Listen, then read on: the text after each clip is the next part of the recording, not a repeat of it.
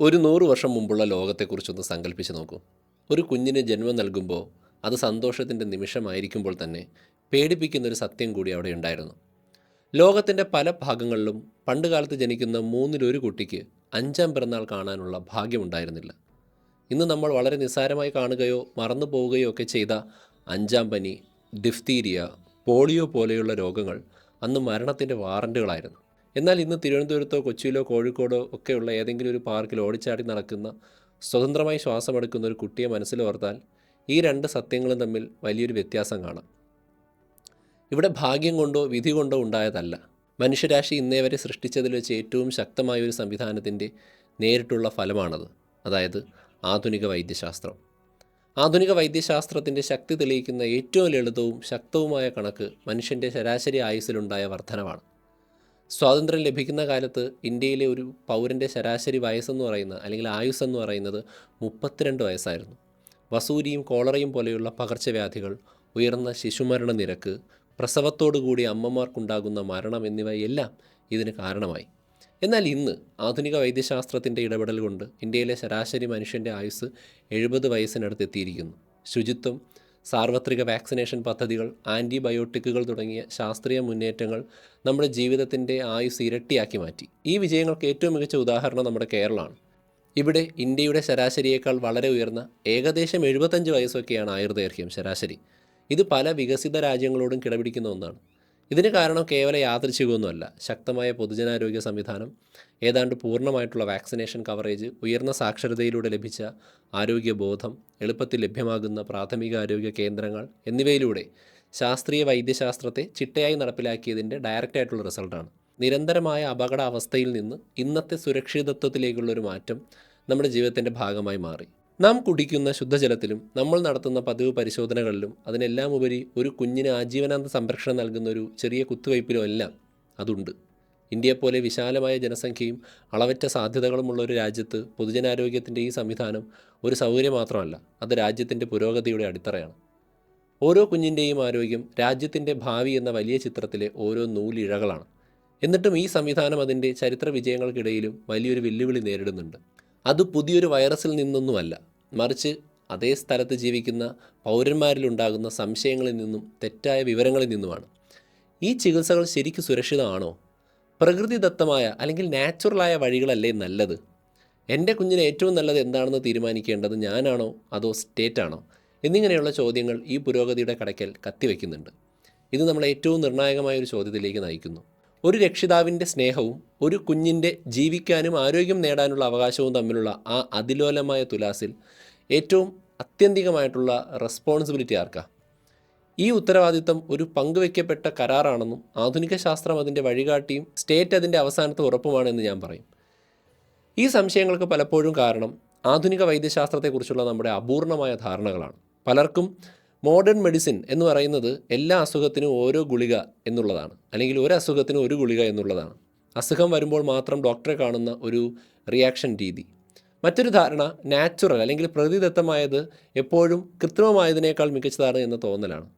ഒരു രോഗം സ്വാഭാവികമായി അതിജീവിക്കുന്നത് വാക്സിനേക്കാൾ മികച്ച പ്രതിരോധശേഷി നൽകുമെന്ന വിശ്വാസത്തിലേക്ക് ഇത് ചിലരെ നയിക്കുന്നുണ്ട്.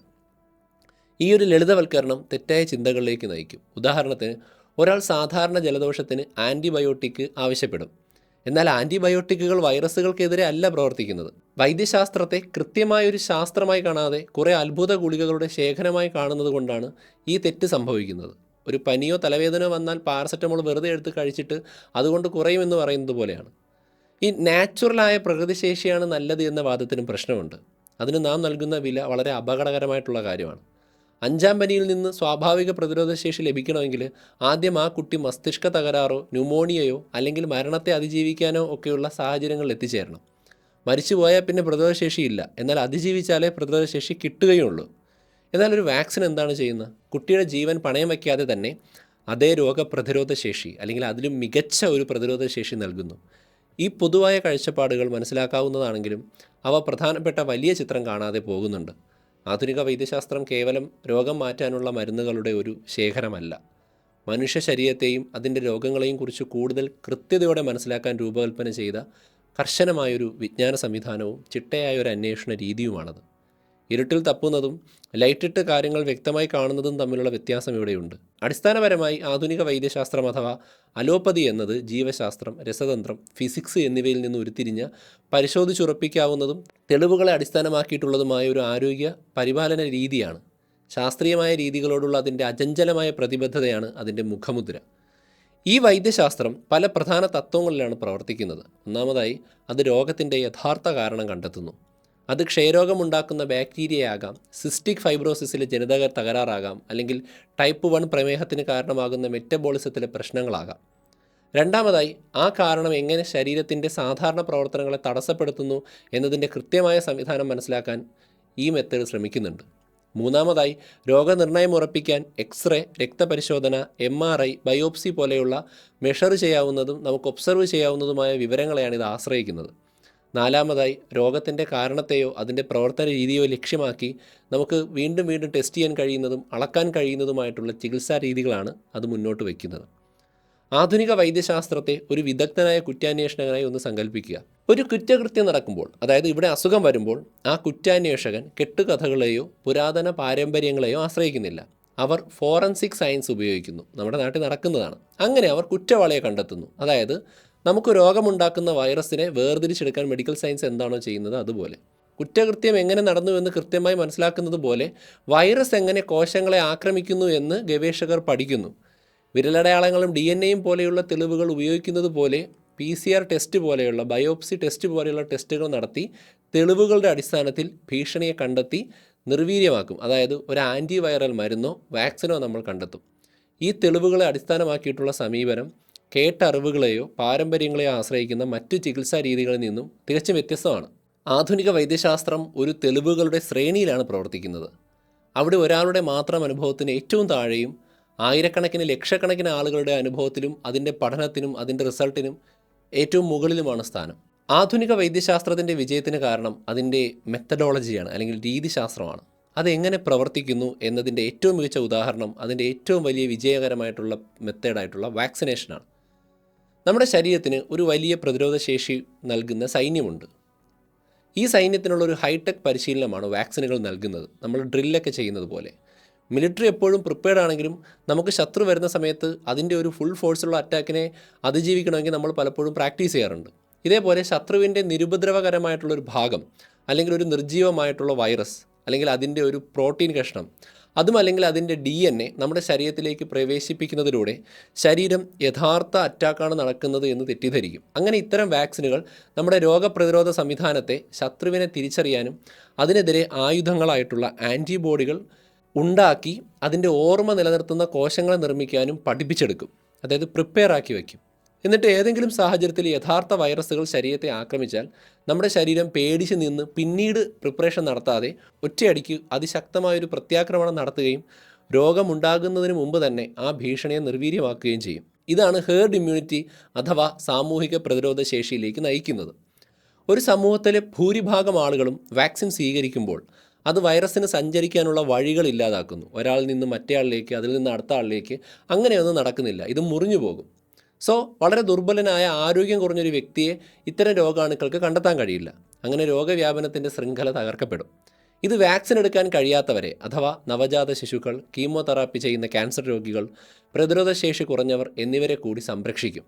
നിങ്ങളിൽ ഒരാൾ പോളിയോ വാക്സിൻ എടുക്കാതിരിക്കുകയോ കോവിഡ് വാക്സിൻ എടുക്കാതിരിക്കുകയോ ചെയ്താൽ അയാളെ മാത്രമല്ല ബാധിക്കുന്നത് എന്ന് മാത്രമല്ല, അയാളിൽ ആ അസുഖം എത്തിച്ചേർന്നാൽ നമ്മൾ എടുത്തിരിക്കുന്ന വാക്സിനുകളെ അതിജീവിക്കാൻ കഴിയുന്ന മ്യൂട്ടേഷനുകൾ അയാളിലൂടെ സമൂഹത്തിലേക്ക് എത്താനും സാധ്യതയുണ്ട്. സോ നമ്മളിൽ ഒരാൾ എന്തെങ്കിലും കാരണവശാൽ വാക്സിൻ എടുക്കാതിരിക്കുന്നത് സമൂഹത്തെ മൊത്തത്തിൽ ബാധിക്കുന്ന രീതിയിലുള്ള ഒരു കൃത്യമായി മാറുന്നു. നമ്മുടെ ആധുനിക വൈദ്യശാസ്ത്രത്തിൻ്റെ ചരിത്രം എന്ന് പറയുന്നത് അറിവുകൾ പടിപടിയായി കെട്ടിപ്പടുത്തെടുത്തതിൻ്റെ കഥയാണ്. ലൂയിസ് പാസ്റ്ററിൻ്റെയും റോബർട്ട് കോക്കിൻ്റെയും രോഗാണു സിദ്ധാന്തമായിരുന്നു അതിൻ്റെ ആദ്യത്തെ തീപ്പൊരി. കണ്ണിൽ കാണാനാകാത്ത സൂക്ഷ്മാണുക്കളാണ് രോഗങ്ങൾക്ക് കാരണമാകുമെന്ന് മനസ്സിലാക്കിയത് ശുചിത്വത്തിലേക്കും അണുനശീകരണത്തിലേക്കും നയിച്ചു. അലക്സാണ്ടർ ഫ്ലെമിങ്ങിൻ്റെ പെൻസിലിൻ്റെ കണ്ടുപിടുത്തം മനുഷ്യരാശിക്ക് ബാക്ടീരിയകളെ ശരീരത്തിനുള്ളിൽ വെച്ച് തന്നെ കൊല്ലാനുള്ള ആദ്യത്തെ ആയുധം നൽകി. അനസ്തേഷ്യയും ആൻറ്റിസെപ്റ്റിസിസും ശസ്ത്രക്രിയയെ ഭയാനകരമായിട്ടുള്ള ഒന്നിൽ നിന്ന് ജീവൻ രക്ഷിക്കുന്ന കൃത്യമായൊരു നടപടിക്രമമാക്കി മാറ്റി. ഇൻസുലിൻ, സ്റ്റാറ്റിനുകൾ, രക്തസമ്മർദ്ദത്തിനുള്ള മരുന്നുകൾ എന്നിവയുടെ കണ്ടുപിടുത്തം മാരക രോഗങ്ങളെ നിയന്ത്രിക്കാവുന്ന അവസ്ഥകളാക്കി മാറ്റി. മനുഷ്യായുസ്സ് പതിറ്റാണ്ടുകളോളം വർദ്ധിപ്പിക്കുകയുണ്ടായി. ഇതിൻ്റെ സ്വാധീനം അതിശയകരമാണ്. 20-ാം നൂറ്റാണ്ടിൽ മാത്രം ഏകദേശം 30 കോടി ആളുകളെ മരണത്തിനിടയാക്കിയ വസൂരിയെ ഒരു ആഗോള വാക്സിനേഷൻ യജ്ഞത്തിലൂടെ മെരുക്കുകയല്ല, ഈ ഭൂമുഖത്ത് നിന്ന് തന്നെ തുടച്ചു നീക്കുകയാണ് നമ്മൾ ചെയ്തിരിക്കുന്നത്. വാർഡുകൾ മുഴുവൻ അയൺ ലെങ്ങുകൾ കൊണ്ട് നിറച്ച പോളിയോ എന്ന ഭീകരരെ നമ്മൾ ഏതാണ്ട് ഇല്ലാതാക്കിയിട്ടുണ്ട്. 2014 ഇന്ത്യ പോളിയോ വിമുക്തമായി പ്രഖ്യാപിക്കപ്പെട്ടത് ഒരു ചരിത്രപരമായിട്ടുള്ള പൊതുജനാരോഗ്യ വിജയമാണ്. ഇതിൽ പരം എന്ത് തെളിവാണ് വേണ്ടത്? തീർച്ചയായും ഈ സംവിധാനം കുറ്റമറ്റതല്ല. ആൻറ്റിബയോട്ടിക് റെസിസ്റ്റൻസ് പോലെയുള്ള വലിയ വെല്ലുവിളികൾ നമ്മൾ നേരിടുന്നുണ്ട്. നമ്മൾ പലപ്പോഴും ഇത്തരത്തിൽ മ്യൂട്ടേഷൻ ഉണ്ടാക്കുന്ന സാഹചര്യങ്ങൾ ഉണ്ടാക്കിയതിൻ്റെ ഒരു റിസൾട്ടാണ്. ക്യാൻസർ ഇന്നും സങ്കീർണമായൊരു പ്രശ്നമായി തുടരുന്നുണ്ട്. എങ്കിലും അതിനെക്കുറിച്ചുള്ള നമ്മുടെ ധാരണകളും ചികിത്സാ രീതികളും അതിവേഗം മുന്നേറുന്നുണ്ട്. നമുക്കെല്ലാം ഒന്നും അറിയില്ല, പക്ഷേ കണ്ടെത്താൻ കഴിയുന്ന വിശ്വസനീയമായ ഒരു മാർഗം, ഒരു മെത്തഡോളജി ഞങ്ങളുടെ കയ്യിലുണ്ട് എന്ന് പറയാനുള്ള സത്യസന്ധതയാണ് മോഡേൺ മെഡിസിൻ്റെ മഹത്വം. ഒരാളുടെ ആരോഗ്യം ഒരിക്കലും അയാളുടെ മാത്രം കാര്യമല്ല. നിങ്ങളുടെ അസുഖം നിങ്ങളുടെ കുടുംബത്തെയും സമൂഹത്തെയും പിന്നീട് രാജ്യത്തെയും ബാധിക്കാം. ഇവിടെയാണ് സ്റ്റേറ്റിൻ്റെ ഉത്തരവാദിത്തം ഭയങ്കര ഇമ്പോർട്ടൻ്റ് ആവുന്നത്. അതിന് 3 തൂണുകളുണ്ട്. ഒന്ന് സാമൂഹിക ഉടമ്പടിയാണ്. അതായത് പൗരന്മാർ ചില നിയമങ്ങൾ പാലിക്കുന്നതിന് പകരമായി സ്റ്റേറ്റ് അവർക്ക് സംരക്ഷണം നൽകുന്നു. അടുത്തതാണ് പ്രയോജനവാദം. അതായത് വാക്സിനേഷൻ പോലെയുള്ള പൊതുജനാരോഗ്യ നടപടികൾ ഏറ്റവും കുറഞ്ഞ ചെലവിൽ ഏറ്റവും കൂടുതൽ ആളുകൾക്ക് ഏറ്റവും വലിയ നന്മ ചെയ്യുന്നു. ആരോഗ്യം ഒരു മനുഷ്യാവകാശമാണെന്ന തത്വമാണ് പിന്നീടുള്ളത്. ഇന്ത്യൻ ഭരണഘടനയുടെ ആർട്ടിക്കിൾ 21 അത് ജീവിക്കാനുള്ള അവകാശത്തെ പറയുന്നുണ്ട്. പിന്നീട് ആർട്ടിക്കിൾ 47 എന്നിവ ഈ ഒരു ആശയത്തെയാണ് റെപ്രസെൻ്റ് ചെയ്യുന്നത്. ഇന്ത്യയിലെ പൊതുജനാരോഗ്യ സംവിധാനം ഈ തത്വത്തിൻ്റെ പ്രായോഗികമായിട്ടുള്ള ഒരു രൂപമാണ്. ലോകത്തിലെ ഏറ്റവും വലിയ പൊതുജനാരോഗ്യ പദ്ധതികളിലൊന്നായ യൂണിവേഴ്സൽ ഇമ്മ്യൂണൈസേഷൻ പ്രോഗ്രാം അഥവാ UIP ഓരോ വർഷവും ദശലക്ഷക്കണക്കിന് കുഞ്ഞുങ്ങൾക്ക് സൗജന്യമായി വാക്സിനുകൾ നൽകുന്നുണ്ട്. ഗ്രാമങ്ങളിലേക്ക് ഇറങ്ങിച്ചെല്ലുന്ന ആശാവർക്കർമാരുടെയും അംഗനവാടി പ്രവർത്തകരുടെയും ഒരു വലിയ ശൃംഖലയും വാക്സിനുകൾ കേടുകൂടാതെ സൂക്ഷിക്കുന്ന കോൾഡ് ചെയിൻ സംവിധാനവും വാക്സിനേഷൻ കുറവുള്ള പ്രദേശങ്ങളെ ലക്ഷ്യമിടുന്ന മിഷൻ ഇന്ദ്രധനുഷ് പോലെയുള്ള പദ്ധതികളും ഇതിന് പിന്നിലുണ്ട്. ഇവിടെ പ്രധാനപ്പെട്ട വെല്ലുവിളി ശാസ്ത്രീയമായ തെളിവുകളുടെ അഭാവമല്ല, മറിച്ച് തെറ്റായ വിവരങ്ങൾ സൃഷ്ടിക്കുന്ന അവിശ്വാസമാണ്. വാക്സിനുകൾ ഓട്ടിസത്തിന് കാരണമാകുമെന്ന പൂർണ്ണമായും തള്ളിക്കളഞ്ഞ ഒരു വ്യാജ പഠനം പോലെയുള്ള കെട്ടുകഥകൾ ഓൺലൈനിൽ അതിവേഗം പടരുന്നുണ്ട്. ഇത് രക്ഷിതാക്കളുടെ ഭയത്തെ മുതലെടുക്കുകയും അവരുടെ കുട്ടികളെ സംരക്ഷിക്കാൻ രൂപകൽപ്പന ചെയ്ത പരിപാടികളെ തുരങ്കം വയ്ക്കുകയും ചെയ്യുന്നു. ഇത് നമ്മളെ ഏറ്റവും പ്രധാനപ്പെട്ട ഒരു വിഷയത്തിലേക്ക് എത്തിക്കുന്നു: രക്ഷിതാവും കുട്ടിയും സ്റ്റേറ്റും തമ്മിലുള്ള ബന്ധം. കുട്ടിയുടെ ഉടമസ്ഥാവകാശം ഭരണകൂടത്തിനാണ് എന്നത് ഈ വിഷയത്തെ കാണാനുള്ള തെറ്റായൊരു രീതിയാണ്. ശരിയായ നിയമപരവും ധാർമ്മികവുമായ സിദ്ധാന്തം പേരൻസ് പേട്രിയ എന്നതാണ്. അതായത് രാഷ്ട്രത്തിൻ്റെ രക്ഷകർത്താവ് എന്നാണ് ഇതിനർത്ഥം. സ്റ്റേറ്റ് ഒരു കുട്ടിയെ ഉടമസ്ഥപ്പെടുത്തുന്നു എന്നല്ല, മറിച്ച് സ്വയം സംരക്ഷിക്കാൻ കഴിവില്ലാത്തവരുടെ ആത്യന്തിക സംരക്ഷകനായി പ്രവർത്തിക്കാൻ ഭരണകൂടത്തിന് അധികാരവും ധാർമ്മികമായ ബാധ്യതയുമുണ്ട് എന്നുള്ളതാണ്. ഒരു നവജാത ശിശുവിന് സ്വന്തമായി തീരുമാനമെടുക്കാൻ കഴിയില്ല. ജീവൻ രക്ഷിക്കുന്ന ഒരു വാക്സിൻ സ്വീകരിക്കണമോ എന്ന് തീരുമാനിക്കാനോ അപകടകരമായൊരു ചികിത്സ നിരസിക്കാനോ അവർക്ക് സാധ്യമല്ല. മാതാപിതാക്കളുടെ അവകാശങ്ങൾ വളരെ പ്രധാനപ്പെട്ടതാണെങ്കിലും അവ പരിധിയില്ലാത്തത്, അതായത് ലിമിറ്റ്ലെസ് അല്ല.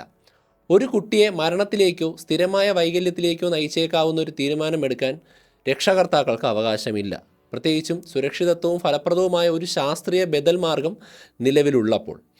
ഒരു രക്ഷകർത്താവിൻ്റെ വിശ്വാസവും ഒരു കുട്ടിയുടെ ജീവിക്കാനുള്ള മൗലികാവകാശവും തമ്മിൽ ഒരു സംഘർഷമുണ്ടായാൽ ആത്യന്തിക സംരക്ഷകൻ എന്ന നിലയിൽ ഭരണകൂടത്തിന് കുട്ടിയെ സംരക്ഷിക്കാൻ ശക്തമായ താല്പര്യമുണ്ടാവും.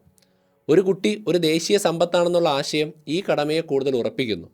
ഇന്ത്യയുടെ ഭാവി, അതിൻ്റെ സാമ്പത്തിക വളർച്ച, സാമൂഹിക സ്ഥിരത, അതിൽ യുവജനങ്ങളുടെ കഴിവുകൾ ഉപയോഗപ്പെടുത്താനുള്ള സാഹചര്യം രാജ്യത്തെ ഏറ്റവും പ്രായം കുറഞ്ഞ തലമുറയുടെ ആരോഗ്യവുമായി നേരിട്ട് ബന്ധപ്പെട്ടിരിക്കുന്ന ഒന്നാണ്. തടയാവുന്ന ഒരു രോഗം മൂലം തളർന്നു പോകുന്ന ഒരു കുട്ടി മനുഷ്യൻ്റെ കഴിവിൻ്റെ ഒരു നഷ്ടമാണ്. അതുകൊണ്ട് തന്നെ പൊതുജനാരോഗ്യത്തിലും വാക്സിനേഷനിലുമുള്ള നിക്ഷേപം ഒരു ചെലവല്ല, അതൊരു രാജ്യം അതിൻ്റെ സ്വന്തം ഭാവിയിലേക്ക് നടത്തുന്ന ഏറ്റവും പ്രധാനപ്പെട്ടൊരു ഇൻവെസ്റ്റ്മെൻറ്റാണ്. സോ ഒരു സുപ്രധാനമായ ചോദ്യം ഉയരുന്നുണ്ട്: ഒരു വൈറസിന് 24 മണിക്കൂറിനുള്ളിൽ ലോകം ചുറ്റാൻ കഴിയുന്ന ഈ കാലഘട്ടത്തിൽ എൻ്റെ വ്യക്തിപരമായ തിരഞ്ഞെടുപ്പ് എവിടെ അവസാനിക്കുന്നു? എൻ്റെ സാമൂഹിക ഉത്തരവാദിത്തം എവിടെ തുടങ്ങുന്നു? ഓരോ പൗരനും ചെയ്യേണ്ട കാര്യങ്ങൾ വ്യക്തമാണ്. ആരോഗ്യപരമായ വിവരങ്ങൾക്കായി സാമൂഹിക മാധ്യമങ്ങളിലെ അജ്ഞാത പോസ്റ്റുകളെയോ വാട്സപ്പ് പോസ്റ്റുകളെയോ അല്ല ആശ്രയിക്കേണ്ടത്. ലോകാരോഗ്യ സംഘടന, Indian council of medical research, നിങ്ങളുടെ ശിശുരോഗ വിദഗ്ധൻ എന്നിവരെ ആശ്രയിക്കുക.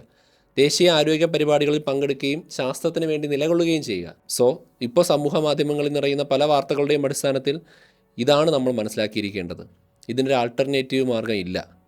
പല മെത്തേഡുകളും ചിലപ്പോൾ പ്രിഫർ ചെയ്യുന്നുണ്ടാവാം. ഇതിനു മുന്നിൽ മുഖം തിരിച്ച് നിൽക്കുകയും പല മെത്തേഡുകളും ഫെയിലാവുമ്പോൾ ഈ മെത്തേഡിലോട്ട് തിരിഞ്ഞു വരാതിരിക്കുകയും ചെയ്യുന്നത് സത്യത്തിൽ ശരിയുള്ള കാര്യമല്ല.